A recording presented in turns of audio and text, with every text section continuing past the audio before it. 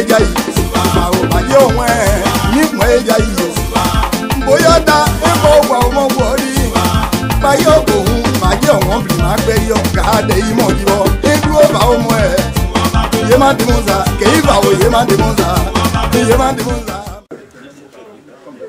Je suis particulièrement heureux parce que nous qui animons les réseaux sociaux, qu'on appelle cyberactivistes, proches de l'injustice que nous combattons matin, midi, soir, je voudrais saluer ici quelques visages symboliques que je vois sur les réseaux et que je vois pour de vrai aujourd'hui. Maïliba, elle est là, je la salue.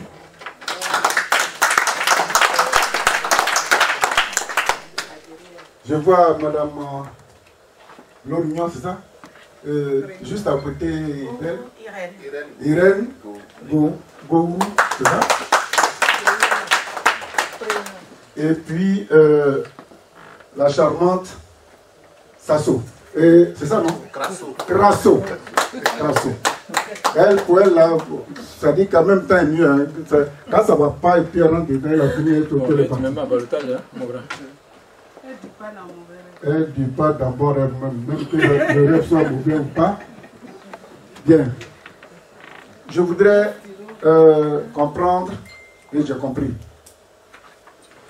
que le président Gbagbo n'est plus un être humain, il est devenu un esprit. Le président Gbagbo n'a pas demandé à rentrer dans l'histoire, il est rentré dans l'histoire. Celui qui rentre dans l'histoire est un esprit. Et la plupart du temps, il y a des esprits malins qui font de cet esprit-là un fonds de commerce. Le pauvre. Chaque fois je dis, il y a deux êtres humains, il ne faut pas mentir sur eux. Le mort et le prisonnier. Quand tu as fini de parler, le mort, lui, il est dans sa tombe, il ne peut pas te répondre. Le prisonnier, il est assis là-bas, il rumine sa colère, mais il ne peut pas te répondre parce que sa liberté est confisquée. J'ai eu la chance de les rencontrer. Et je suis heureux de les voir là, aujourd'hui. Mais le président Gbagbo que vous connaissez là, ce n'est plus le même que vous. S'il sort demain, ce n'est plus le même. C'est-à-dire que quand tu viens comme ça, il sait ce que tu as dans le ventre et dans le crâne. Et puis, tu ne fais pas attention, il te diagnostique même avant même que tu n'aies ta seuil.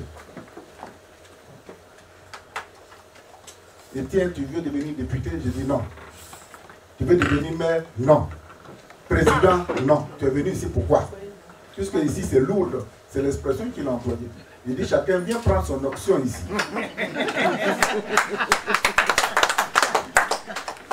Donc vous voyez, il y a des victimes qui se taisent dans la douleur. Il y a des parents des victimes qui pleurent dans le silence de leur prière sans aucune réponse. Nous allons donner le micro. J'en connais qui représentent des médias. Je salue mon frère qui est là. Il représente le seul Soir Info et Ivoire Soir. Et pardon, l'Inter. Vous pouvez le saluer, lève-toi, on va te saluer. Non, c'est pas pour moi. Hein. Alors, tellement que Maïliba boue, aujourd'hui elle est rentrée dans l'arène des journalistes parce qu'elle a un média très fort, les réseaux sociaux. Maïliba, il va te donner 5 minutes. Il faut faire un condensé. 5 minutes, je te donne le micro. Bonsoir à tous. Aoseo. Je veux spécialement dire merci. Je voulais juste faire mon acapella et puis m'asseoir. Parce que je suis complètement en esprit avec ce que ma maman elle vient de dire. Donc, quand elle finit de parler, je ne peux pas parler. Je veux juste chanter un acapella. Et je vais m'asseoir. Mais juste avant l'acapella, je tenais à remercier tous les parents non-ouais qui sont dans cette salle. Il faut les acclamer. Parce que les ouais sont assis chez eux. Là où Martine Keïvao lance une conférence, Les ouais sont assis chez eux. Et moi, il m'a dit, oh, mais tout le monde, c'est pour ça que vous la regardez seule souffrir. Depuis des années, ce n'est pas un dossier. C'est les âmes des êtres humains qui sont dans ses mains. Ce n'est pas un dossier. Je vais juste m'arrêter là et je vais faire mon acapella. Gelawo, Gelawo, maman wele. Gelawo, anu Gelawo, maman wele. Gelawo, Gelawo, maman wele. Yeah, Gelawo, Gelawo, maman wele yo. They ma play. Hey, Gelawo, anu Gelawo, maman wele. Ah, ina kayenwo. Kayano ne ye, ina dagwe ya pade onyo swa, dagwe ya pade bosenyo, hey nyo swa o, ano nyo swa o, momangwele, gelawo, gelawo, momangwele, nyo swa o. Nyoswa o mon we ya wele yo we nyoswa o mon keiva wa wele yo kayeno ye gelawo mon wele. Merci.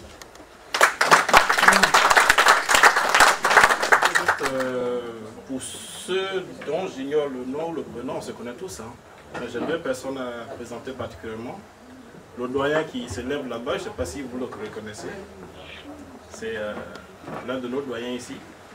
C'est lui qui m'a formé au métier il y a 25 ans de cela en arrière. Métier de quoi? Journaliste. Okay. C'est le doyen Pascal Dieng, le frère qui m'a à l'époque. Il est à la retraite. Je ne sais pas si vous vous souvenez. Et juste à côté, là, à ma droite, il y a notre sœur Mireille Saki. Je ne sais pas si vous... Voilà, elle est là. Elle est conseillère municipale à Sévran. Donc voilà pour les gens qui ne sont pas forcément avec nous tous les jours, mais qu'on ne rencontre pas n'importe où. Je vous demande de les référencer. C'est tout pour le doyen qui... Voilà, voilà. Pascal Dieng, je crois qu'il est maintenant à la retraite, il vient à nous ici en France. Cyber activiste au fait, pour essayer de poser des questions. Et aussi parce que comme je détiens des pages et des groupes, donc aussi il y a des personnes qui veulent savoir, il y a des ouais aussi qui sont dans les groupes que je détiens. Donc ils veulent savoir un peu où en sommes-nous avec toutes ces histoires. Voilà. Donc tout à l'heure dans votre exposé, j'aimerais déjà vous saluer. Voilà, merci aussi pour ce que vous faites et tout, le combat que vous faites et tout. Mais tout à l'heure dans votre exposé, bon, il n'y avait pas trop de précision de date. Bon, peut-être que c'était... Oui, les dates, elles n'étaient pas précises. C'est-à-dire, lorsque vous donnez un fait... Par rapport à quoi? Par rapport à... Lorsque vous donnez... Non, c'est pas que c'est un problème, mais sauf que lorsque vous donnez un fait, il est préférable de mettre la date. Ce qui fait que c'est plus précis, au fait. Là, au moins, on sait qu'il y a quelque chose qui se passe, comme je vous l'ai dit. J'ai créé le groupe GOR, Liberté pour Simon Gbagbo et les prisonniers politiques, Abidjan représentant tout sauf Dramane Ouattara. Bon, je suis sur une page aussi qui est suivie quand même par semaine par 100 000 personnes dans le monde entier quand même. Donc quand même, c'est important que je puisse quand même venir ici pour essayer de comprendre. Parce que le dossier ouais est un dossier qui est très sensible. Et aujourd'hui, nous voyons même que les gouvernants, les dirigeants ne veulent pas reconnaître même que ça a été un génocide. Donc ce qui veut dire que si nos dirigeants aujourd'hui qui sont en Côte d'Ivoire ne veulent pas reconnaître que c'est un génocide, ce qui veut dire que quoi? Soit c'est pas un génocide, ou ils veulent cacher la vérité, ou les investigations qui ont été menées soit par vous, ou par, comme vous avez dit tout à l'heure, vous avez parlé de ceux avec qui vous avez commencé, mettre un débat et tout. Donc, elles sont à quel niveau, en fait? Parce qu'aujourd'hui, là, on est venu moi, j'étais venu pour entendre des réponses, des vraies réponses. Qu'est-ce qui se passe en Côte d'Ivoire? On s'est mis avec le dossier web. La récente sortie de Mme Simone Gbagbo a réveillé encore cette affaire. Et après ça, on voit qu'il y a des spéculations. Les spéculations vont bon train. C'est un génocide, c'est pas un génocide, c'est un génocide, c'est pas un génocide. Madame la conférencière, d'abord je voudrais m'excuser parce que je suis venu avec quand même un peu de retard. Je suis tombé sur de très bonnes informations. Et avec toutes ces bonnes informations que j'ai obtenues, je me suis dit certainement que j'ai dû en perdre aussi. Donc, il se pourrait par exemple qu'en posant ma question, je revienne sur des sujets peut-être un peu évoqués au moment où je n'étais pas là, donc je voudrais m'en excuser. J'ai quelques petites préoccupations et pour essayer d'être bref, je vais les résumer. D'abord, la première chose que j'ai constatée dans vos propos, c'est que le nom du président Laurent Gbagbo est mêlé à tort ou à raison par l'autre camp comme par vous-même dans cette histoire. Je voudrais savoir, est-ce que vous aviez entrepris des démarches de façon officielle? Je ne parle pas de façon détournée comme des conférences de presse. Est-ce que vous aviez entrepris des démarches de façon officielle pour rencontrer le président Laurent Gbagbo à ce propos? Quelle a été sa réponse? La deuxième préoccupation, si vous me permettez, aujourd'hui, la posture prise par vos différents conseils, par vos avocats, hypothèque en fait l'existence de vos associations, si j'ai compris, si j'ai bien compris, hein, sinon vous me faites m'excuser. Où est-ce que se trouve en ce moment le dossier en tant que tel? Est-ce que la disparition des associations aura une conséquence immédiate sur le dossier en tant que tel? Est-ce que par la suite vous êtes doté d'un nouveau conseil juridique? Si oui, qui est aujourd'hui le conseil des victimes? Ouais. Si c'est possible, c'est pas un secret bien sûr. Et on sait aussi que quand même que Maître Adjei a été votre véritable conseil, on l'a vu depuis le début. Est-ce que vous êtes convenu financièrement de quelque chose? À combien est remonté tout ce qu'il a fait? Et qu'est-ce qui s'est passé pour qu'aujourd'hui il puisse faire votre face? Est-ce que vous lui avez payé quelque chose? Est-ce que même si vous n'avez pas eu l'argent, est-ce que vous avez négocié avec lui? Combien vous lui devez exactement? Et puis, si vous ne pouvez pas me reposer la parole, l'association est en voie de disparition par les faits que vous aviez dit. Est-ce que vous aviez engagé des actions en justice pour pouvoir imposer votre existence? Parce que tel que vous l'aviez dit, le jugement n'est pas réel en tant que tel, si j'ai bien compris. Est-ce que vous aviez engagé des démarches pour que enfin, le droit soit dit, si je peux le dire comme ça? Et puis, pour finir, si en deux mots, vous deviez dire aux victimes qui sont obédies aux parents, où est-ce que se trouve aujourd'hui les dossiers? Qu'est-ce que vous pouvez leur dire? Bon, je m'excuse d'avoir été long, mais... Précision. La première question, vous avez dit le nom du président a été évoqué par les deux parties. C'est bien cela? Oui. Voilà. À moi, personnellement, de notre côté, on n'a jamais évoqué le nom du président. Ça, c'est la première des choses. Pour les raisons que vous savez, que je sais. Deuxièmement, le nom du président a été mêlé dans cette affaire par des gens tels que M.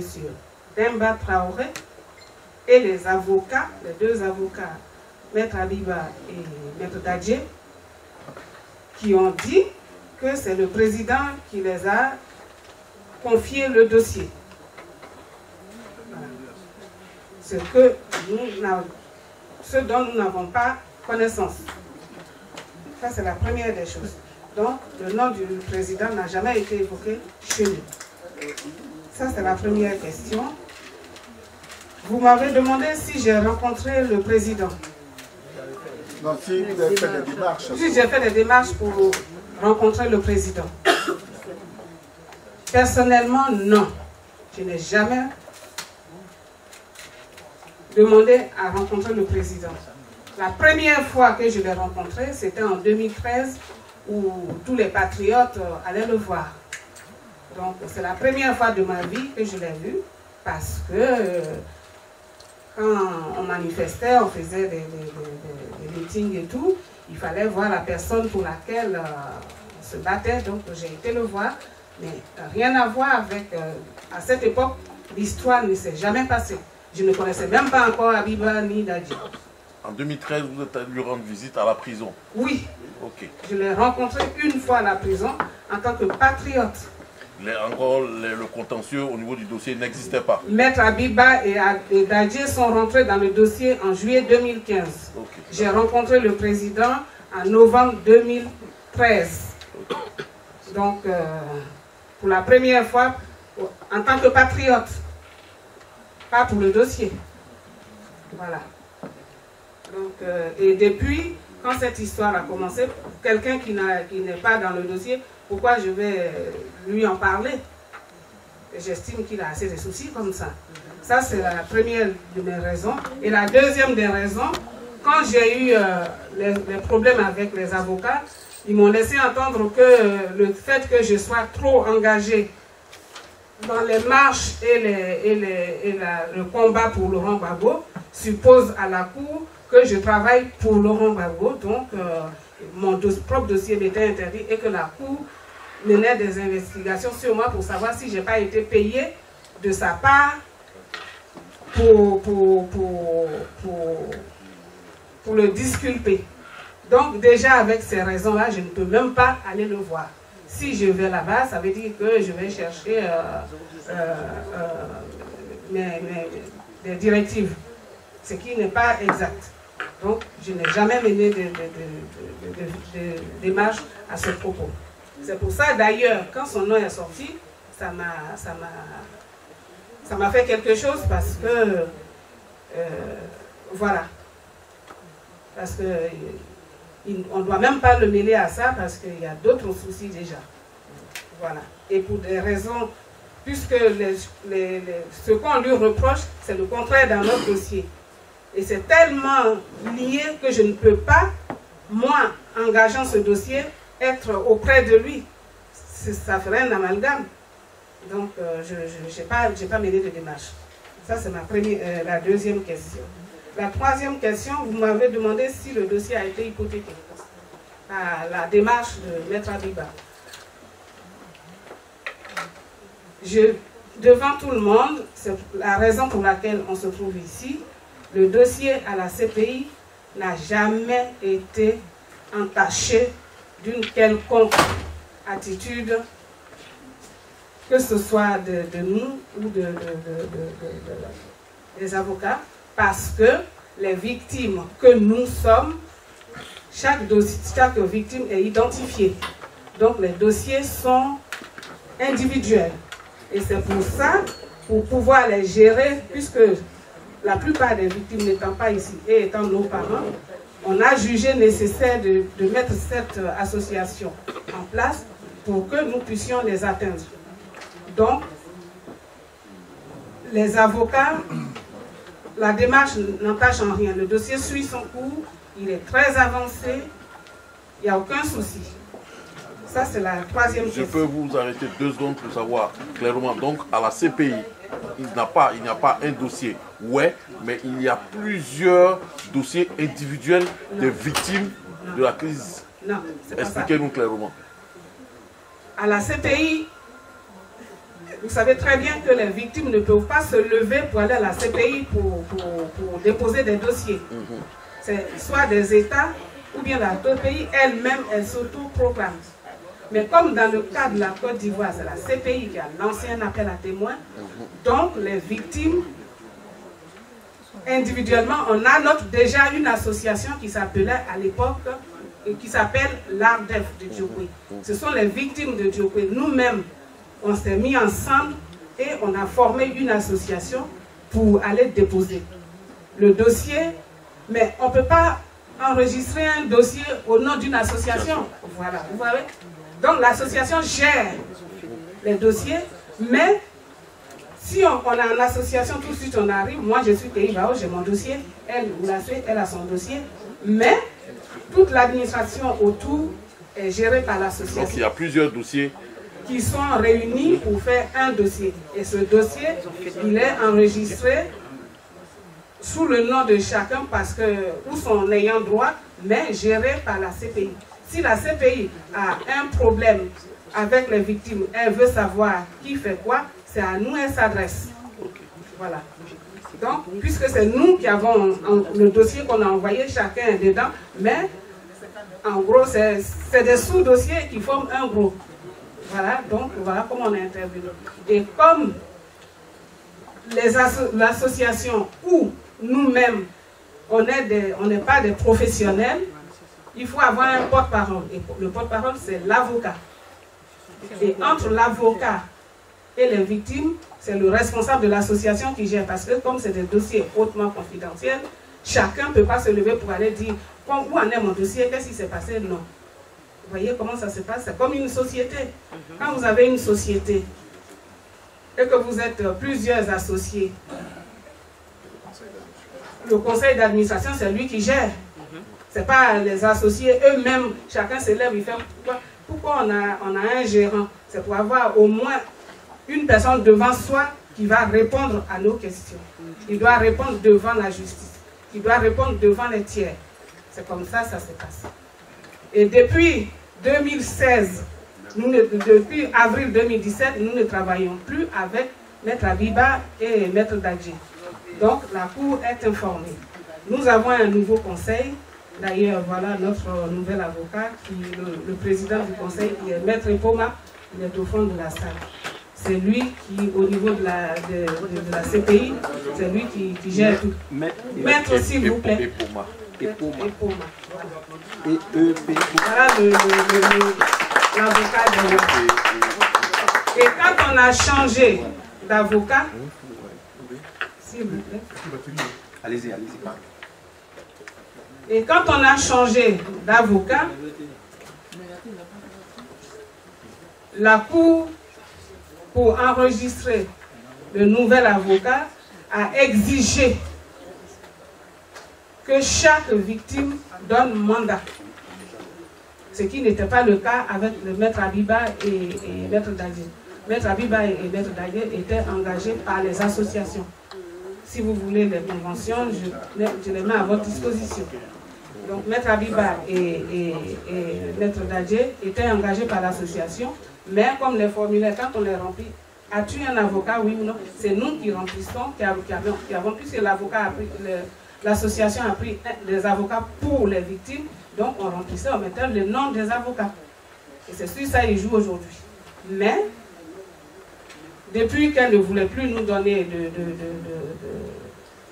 nous laisser accéder au dossier, toutes les victimes réunies, on a rempli individuellement des mandats pour le nouvel avocat. Donc tout le monde aujourd'hui, on a signé des mandats pour donner au nouvel avocat. Ce n'est même plus au niveau de l'association de signer les mandats, c'est maintenant la CPI dit, comme on est sur une autre étape, puisque pour témoigner, ce n'est pas une association qui va témoigner, ceux qui sont susceptibles de témoigner, ils doivent donner mandat individuel à ce qui doit les représenter. Donc aujourd'hui, le dossier depuis 2017, il est suivi par le conseil de Maître Poma, enregistré individuellement par les victimes, et l'association gère le côté administratif. Ça, c'est la question 4. Vous m'avez dit, est-ce que vous avez trouvé un terrain d'entente avec les avocats pour leurs honoraires? Dans la convention qu'on a signée, tous les frais sont directement à notre charge. Ce n'est pas eux qui les payent. C'est-à-dire les frais d'envoi, les frais de déplacement, d'aller faire les formulaires, ça c'est l'association qui le gère. Donc, si eux, ils donnent par exemple, Maître Abiba, un jour, il y avait un courrier, quand on a posté les dossiers, il restait quelques dossiers qu'elle devrait poster, elle a payé 80 €, elle m'a envoyé son reçu, moi je lui ai remboursé son argent. Voilà.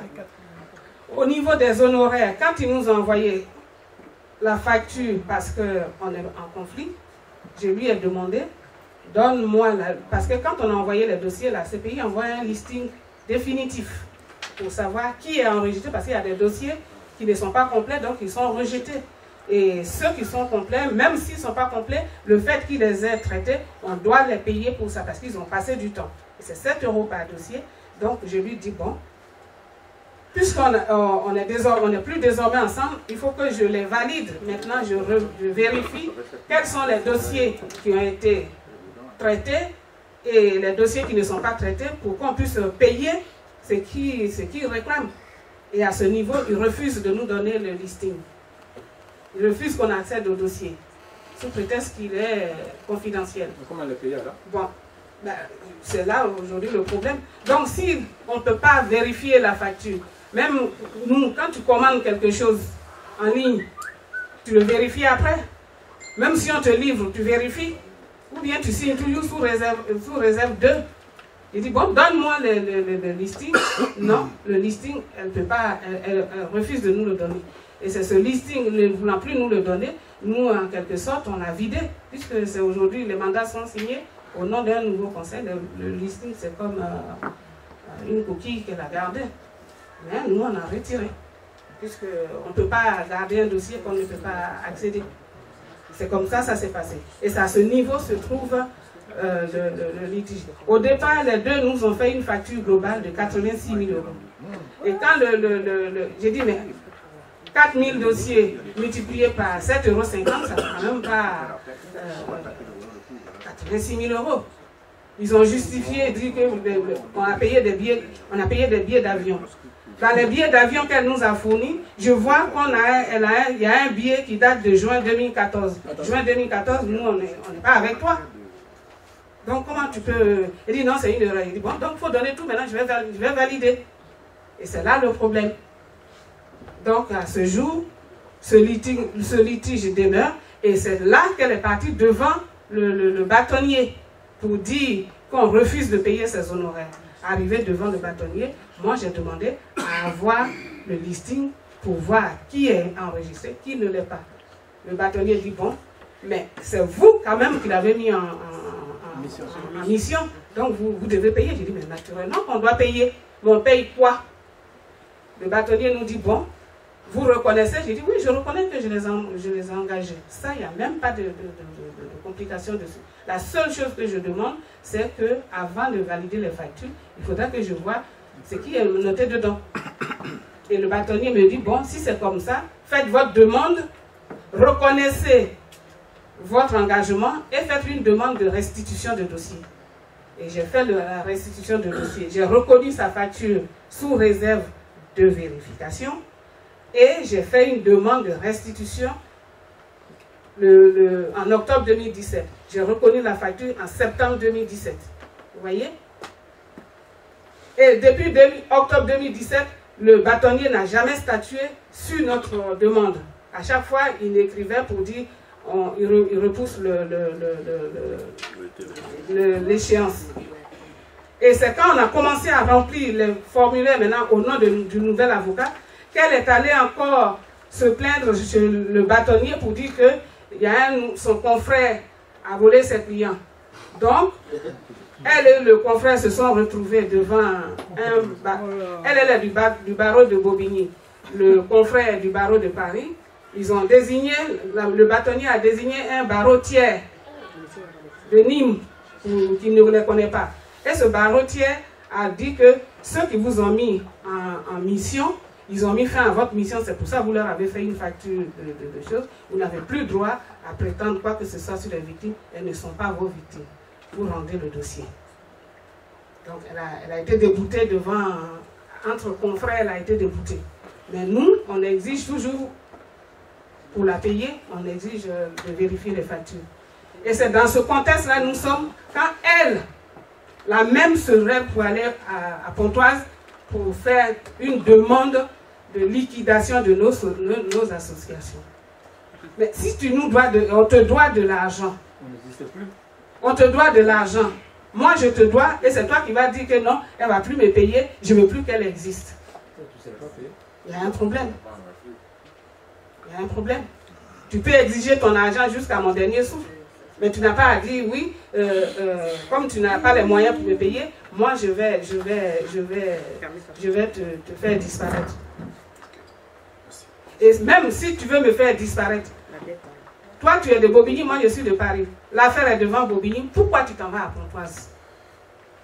Qui est à Pontoise? Personne. Donc aujourd'hui, moi, je ne sais même pas quelle astuce ils ont utilisé pour que le tribunal de Pontoise accepte notre dossier là-bas. Vous êtes en France comme moi. Vous savez comment ça se passe. Donc, sur le terrain d'entente, ça s'est terminé à Pontoise. Et quand le litige a commencé, ils ont séparé les deux factures. Puisque Dadier n'est pas au barreau d'ici. Donc lui, peut-être que d'Abidjan, il va nous envoyer encore pour lui. Mais comme sa consoeur nous a déclaré, on a en procédure, si on est liquidé, ça veut dire qu'il n'y a plus personne qui lui doit de l'argent. Mais lui, il n'a pas mené la démarche de liquidation pour l'instant. Mais la démarche de sa soeur, de sa consoeur, annule, si ça s'avère, ben, ça va annuler sa dette aussi. Voilà. Ce que moi je voudrais savoir, non, moi je voudrais poser une question. Est-ce que j'ai répondu? Non, attendez. Le nombre, est-ce qu'on peut avoir le nombre exact de dossiers? Ceux qui ont fait individuellement, ils sont combien de 4 000? 4 000. Ah, c'est ce que je demande. 4 000. Voilà. Martine, ce que moi je voudrais savoir, est-ce que l'attitude de Abiba qui consiste à dissoudre votre association n'est pas une façon de dire que comme le terrain n'est pas occupé, ça laisse donc toute l'attitude à cette équipe des États-Unis là pour occuper le terrain? C'est pas cette stratégie-là, parce que finalement, je vois que c'est pas financier. Parce que tu ne dois pas devoir l'argent à quelqu'un et pour que la personne te paye, tu dis que la personne n'existe pas. C'est que tu n'as pas besoin d'argent. Est-ce que ce n'est pas une stratégie pour que vous soyez inexistant, de telle sorte que puisqu'il faut que la Ouest soit quand même défendue et que cette équipe fantoche là qui sont aux États-Unis prenne le terrain? C'est une inquiétude. Très intelligent, mon frère. Merci. Merci. Mais avant d'arriver à ce stade, c'est ce qu'ils ont voulu faire. Parce que les 3000 dossiers qu'ils avaient enregistrés, qu'on leur avait donnés et qu'ils ne voulaient pas nous donner, les dossiers sont quand même déposés à la CPI et qu'ils voulaient nous les prendre pour aller les faire enregistrer aux États-Unis ou ailleurs. Parce que, je le dis et je le confirme, que Demba Traoré a ouvert une association aux États-Unis où il s'est fait payer de l'argent par des gens qui veulent que le dossier enregistré à la CPI soit retiré. Ça, je le confirme. Et pour que ce dossier... Eux, ils pensaient au départ qu'il faut enregistrer les victimes et puis aller déposer le dossier. Mais les victimes qui sont à la CPI, c'est eux qui sont immatriculés. C'est s'ils se retirent, c'est qu'il n'y a plus de procès. Vous savez très bien qu'au pays, le gouvernement ou quiconque distribue l'argent aux gens pour dire qu'on va les indemniser, il n'y aura pas de procès. Et c'est sur ce coup-là que je remercie mes parents. Le roi a été vraiment intègre là-dessus. Partout il passe pour prendre quelqu'un, pour lui dire, même ils sont allés Dadier à séjourner sur les camps de réfugiés. Niet, ça n'a pas marché. Les gens qui l'ont enregistré n'étaient pas déjà sur la liste, donc ça a été caduc. Sur ce côté-là, on peut leur dire merci. Et aujourd'hui, comme ils ont déjà commencé cette démarche-là, pour nous prémunir, puisqu'ils disaient qu'on doit changer de nom, on doit faire ceci, on doit faire cela, pour nous préserver, quand ils ont commencé leur procédure d'institution, machin, toutes les victimes, on s'est réunis et on a fait notre association. L'association qu'on a faite s'appelle Solidarité Ouais. Celle qu'ils ont dit, ça s'appelle Solidarité Peuple Ouais. Le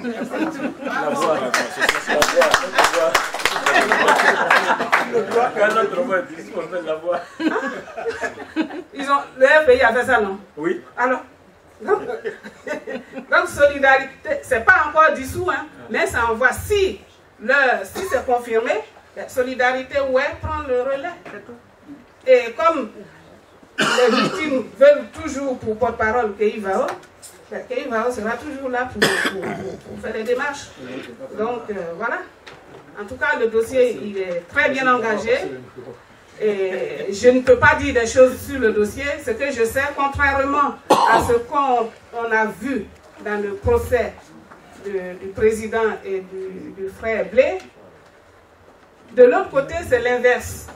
Puisque chez eux, le procureur les accuse. Et à l'opposé, c'est le procureur qui est avec nous. Donc, vous voyez le changement. Voilà. Et donc, c'est ça qui fait que... Bon, il y a des choses que je ne peux pas dire. Donc, ça va très bien. Merci. La dernière question, et puis il est là, il est 22h bientôt. Avant de donner la parole, est-ce que l'acquittement du président Gbagbo et de Blé ne va pas compromettre le dossier ouais? Ben, de mon côté et de ce que je vois et ce que j'ai vu, ça n'a rien à voir. Mais, peut-être que les politiques, je ne sais pas s'il y aura problème, mais je ne sais pas comment ils vont s'arranger. Parce que moi, Vaomatine, c'est la justice ou rien. Voilà. Il a levé la main d'abord.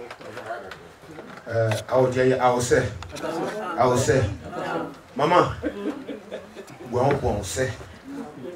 Ce pays est serré maintenant. Je remercie Maman Keïvao. Je suis porte-parole des victimes, que ce soit au Togo, que ce soit au Ghana. Moi-même, en tant que victime, voici les papiers que vous m'avez donnés, que j'ai remplis. Mais vu qu'on n'attendait rien, je pleurais de tous mes côtés, jusqu'à ce que je demande, je fasse tout pour être à Paris. Aujourd'hui, je suis à Paris. Tu as le soutien de tous ceux qui sont au Togo, qui sont au pays, qui sont partout. Pour que tu puisses conduire ce dossier. Ce dossier est apolitique. C'est nous qui sommes morts. Nos parents sont morts. Ceux qui sont des Gueyebli, ceux qui sont des Béoué-Zagnan, ils doivent connaître mon grand frère qui s'appelle Yamani. Moi-même, Zao, je suis président des tradis praticiens de Côte d'Ivoire. Aujourd'hui, je séjourne aujourd'hui au Togo. Tous mes enfants sont au Togo. Je ne peux plus mettre pied en Côte d'Ivoire. Mais c'est quel pays? Un peuple n'a plus le droit d'avoir sa forêt, un peuple n'a plus le droit d'avoir quoi que ce soit chez lui. Qu'est-ce que nous avons fait? Et que ce sont nos frères. Maman, nous te soutenons. Je suis là pour te dire que nous sommes là, réveille ce dossier. Même si nous devons mourir, nos parents qui sont morts là, ils vont nous accompagner pour qu'on puisse aller de l'avant. Voilà ce que je te disais. Je te remercie. Les journalistes veulent voir le dossier que vous avez. Non, attends. Non. C'est pas ça, je veux dire. Ouais. Voilà. Donne-moi le dossier. Ça, c'est les anciens formulaires qu'on a remplis. Mais, c'est les nouveaux maintenant. Et pour cela, on a exigé, la Cour a exigé que, parce qu'ils ont dit que les dossiers étaient mal remplis.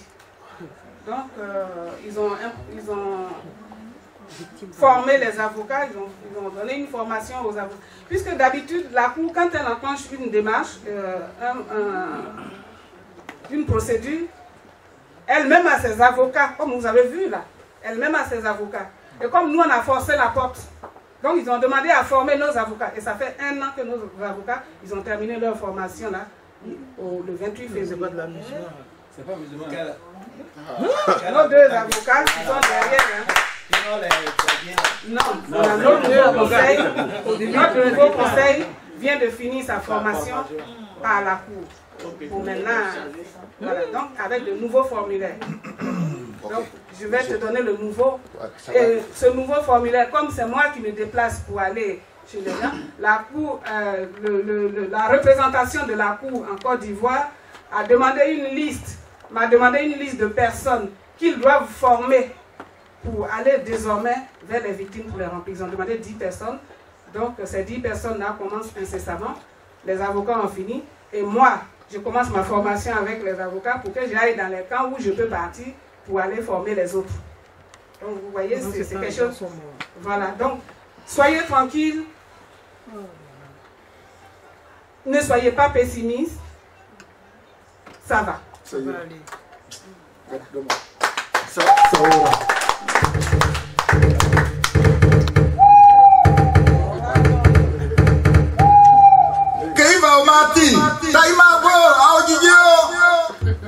Merci à la conférencière. vient de démontrer. Et puis, dans le même optique, en son temps, dans sa déclaration tout à l'heure, elle avait dit qu'elle avait approché, en son temps, le Quai d'Orsay. Alors, je voudrais... Mais ils m'ont chassé, hein. Ils ne m'ont pas reçu, hein. Mais est-ce que tu as encore repris contact avec eux? Ah ben, donc, même l'avocat qui était avec moi, ils ont dit si jamais, lui il est parti. Ça c'est au temps de en 2012. Au temps de... Je souhaiterais que tu reprennes contact avec le Quai d'Orsay. Bien. Alors, merci. Il est 22 h. Nous allons passer le micro à la conférencière pour le mot de fin. Et puis, on va pouvoir... Désolé. Tu veux poser aussi? C'est juste une question de précision. Je suis désolé pour mon retard. Vous savez, c'est un peu compliqué ici en France avec aller gérer les enfants à l'école, tout ça. Juste ma question à Mme Keïvao qui concerne, on parle beaucoup du dossier Ouai. Et dans cette salle, j'ai vu quelques vives tensions. Et j'ai même entendu, est-ce que tu es Ouai? J'ai envie de poser la question de savoir, vous en tant qu'initiatrice et défendeuse de la tragédie qu'ont vécu les Ouai en Côte d'Ivoire, est-ce que vous pensez que c'est un dossier qui doit être défendu par les Ouai uniquement ou par tous les Ivoiriens? Merci. C'est vrai que vous êtes arrivé en retard, c'est ce que je disais depuis le début. Le dossier a été initié par les Ouai, certes. Mais vous pouvez vous renseigner même au sein, dans les camps de réfugiés. Les Ouai, vous savez, il y a des choses que je ne peux pas dire. Les Ouai ont forcé la porte pour entrer. Et compte tenu de l'ampleur de ce qui s'est passé et qu'on qualifie de génocide aujourd'hui qui répond à tous les critères, les gens ont été contraints d'accepter. Mais c'est juste une porte pour permettre aux autres d'entrer. Moi, personnellement, le jour, au début, j'avais pris que des Ouai pour démontrer que c'était un génocide. Mais dès que la Cour a validé le dossier et qu'elle a dit qu'il y aura procès, j'ai commencé à enregistrer les autres partout dans les camps, même au pays qui ne sont pas Ouai. La seule chose que je refuse et que je ne ferai jamais sous aucun prétexte, c'est de dire l'association qui gère ne doit pas avoir un nom Ouai. Ça, je trouve ça comme une insulte à ma personne. Sinon, c'est ouvert à tout le monde. Merci. Il y a des victimes non Ouai peuvent en témoigner. Ce qu'ils ont dit, c'est pour ça que j'ai calmé le monsieur. J'ai dit, c'est pas vrai, c'est pas que des Ouai. Madina Martine, c'est bon. Je vais m'exprimer en français pour que tout le monde, tous ceux qui ne sont pas Ouai, puissent comprendre ce que j'ai dit. Je profite pour dire merci. Le micro. Je profite pour dire merci à ma petite soeur Martine. Le plus souvent, nous qui sommes les aînés, quand nos soeurs sont en train de faire les démarches, on reste à la maison, on les suit. Aujourd'hui, quand elle a lancé appel sur le Facebook, il dit je serai présent. Je suis en train de me battre pour que le Ouai soit uni. La force est dans l'union. Quand on est unis, les faiblesses, l'économie, tout ce qu'il faut pour que le Ouai soit fort, on peut les mettre ensemble. Je suis arrivé aujourd'hui, ma petite soeur, je te dis merci. Les démarches que tu as posées pendant des années, tu sais, chez nous, le peuple Ouai, c'est les femmes qui sont toujours devant. Donc tout ce qu'on fait, c'est pour ça que je dis tout le Ouai, où vous êtes et respectez les femmes, nos soeurs. Je profite, je n'ai pas de grandes choses à dire. Je suis venu pour servir. Je dis merci à ma soeur. Tu es bon, on t'observe et tu vas gagner le combat. Merci. Bien. Madame la conférencière, le mot de fin vous revient. Il est 22 h passé 4 minutes. En tout cas, je vous remercie du fond du cœur. Merci tous nos frères journalistes qui ont, sous cette pluie, ont pris le temps, malgré eux, d'être présents ici, d'avoir répondu à cet appel. Je remercie toute la famille d'être autour de moi dans cette salle. Je remercie particulièrement mon fils qui a une lunette noire. Lève-toi, il est de Guiglo, mais les gens ne le connaissent pas. Marcus. Marcus. Ça tient de Lydie à Paris. Qui ça? Lydie, ma nièce. Voilà. Au départ, j'avais pris une salle qui était plus petite que celle-là. Et quand vous étiez arrivés, il n'y avait pas de place. Mon fils est venu et dit, maman, combien il faut payer? Il a été directement voir sans même me demander. Il a été voir le gars, il a dit, il y a une salle de libre, il a pris la différence et puis on est venu ici. C'est grâce à lui on a été déplacé. Marcus, merci beaucoup. Merci, fiston.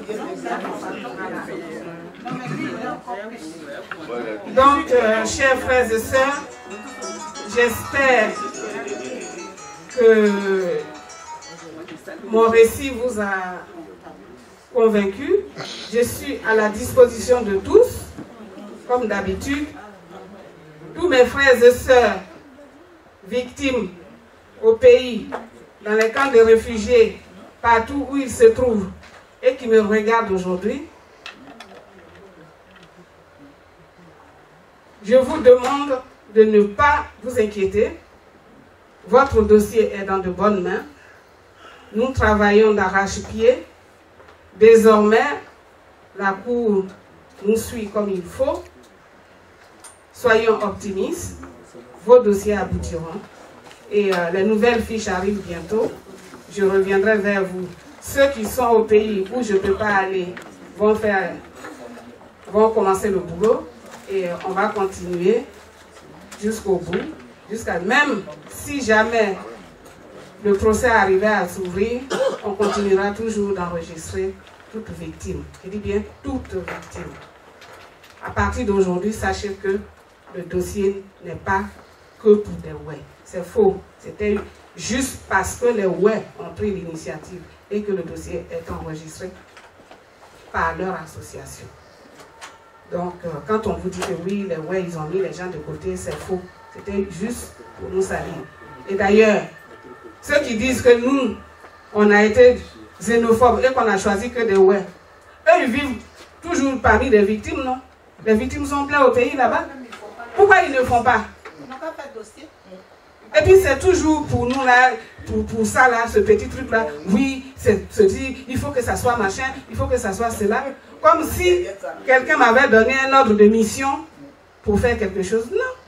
Ou bien, si la Côte d'Ivoire, tout le pays trouve que le travail qu'on a fait c'est bon et qu'ils veulent me confier cette tâche là pour que ça soit mené comme ils le souhaitent, comme on l'a fait, ça aussi ça se demande, mais on ne force pas. En tout cas, moi, d'accord.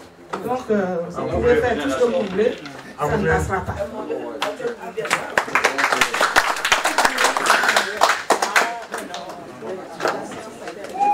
Bon, merci d'être venu et bon week-end. Bon week-end. Pour la presse.